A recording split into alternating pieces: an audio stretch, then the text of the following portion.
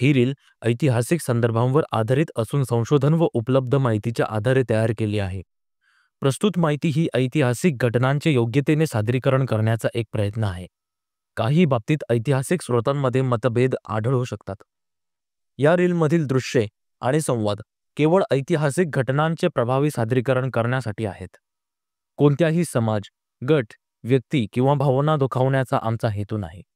छत्रपती शिवाजी महाराज की जय. नारायण बहिर्जी नाईक यांच्या गुप्तहेरीबद्दल आणि स्वराज्याच्या त्यांच्या योगदानाबद्दल तर सगळ्यांना माहिती झाली आहे. त्याचप्रमाणे हंबीरराव मोहिते यांचं सुद्धा हिंदवी स्वराज्यासाठी खूप मोठं योगदान आहे. हो, अगदी बरोबर. हंबीरराव मोहिते म्हणजे हिंदवी स्वराज्याच्या इतिहासात चमकणारा पराक्रमी सूर्य, शिवशंभू छत्रपतींच्या स्वराज्याचे सरसेनापती, जे रणात उतरले की शत्रूंच्या छावणीत घबराट उडायची. चल तुला खंबीर स्वराज्याच्या हंबीररावांची शौर्यगाथा सांगतो. हंबीरराव यांची बुद्धी तलवारपेक्षाही धारदार होती. छत्रपती शिवाजी महाराजांच्या राज्याभिषेकानंतर पेडगाव लुटण्याची मोहीम आखण्यात आली. बहादूर खान नावाच्या क्रूर नराधमाने मंदिरातले देव आणि धनदौलत चोरून आणले होते. विशेष म्हणजे हंबीररावांनी ही मोहीम गनिमी कावाने न आखता स्वतःच्या पद्धतीने आखली. हंबीररावांनी खानाचं लक्ष विचलित करण्यासाठी आणि पेडगाव सोडून युद्धभूमीवर पाठवण्यासाठी 60,000 मावळ्यांची फौज तयारी ठेवली होती.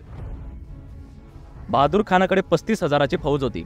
समोरून मुघल सैन्य हल्ला करत असताना हंबीररावांनी माघेरी रायगडाच्या दिशेने परतायला सांगितलं. मग 7,000 मावळे घेऊन मालोजी घोरपडे, मोरोपंत आणि येसाजी कंक परतीला निघाले. हे सगळं पाहून खान विचलित झाला की 35,000चं सैन्य असून मराठी समोरून 7,000 मावळे घेऊनच का आले.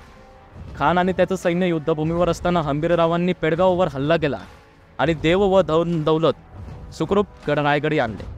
एवढेच नव्हे तर बुराणपूरची लूट ही हिंदवी स्वराज्यातली सर्वात महत्त्वाची मोहीम होती.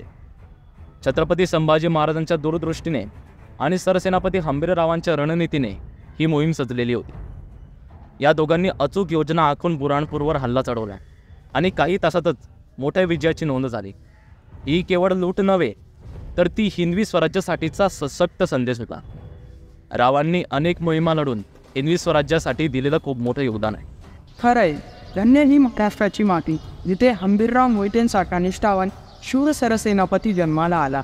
हिंदवी स्वराज्यासाठी झिंजणारा असा वीर लाभणं हेच आपलं भाग्य.